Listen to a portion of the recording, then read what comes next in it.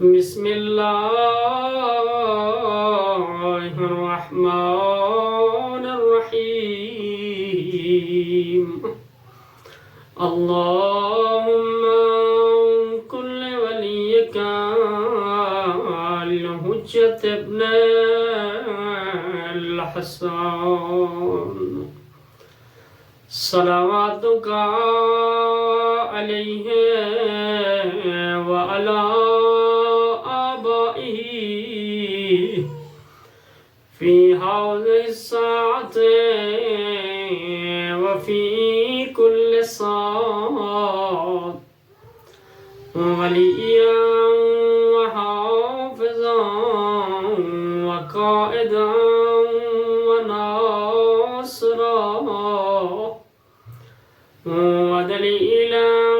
وعينا حتى تسكنه أرضك طوعا وتمتعه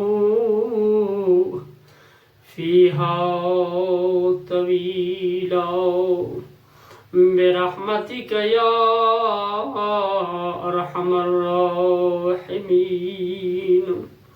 اللهم صل على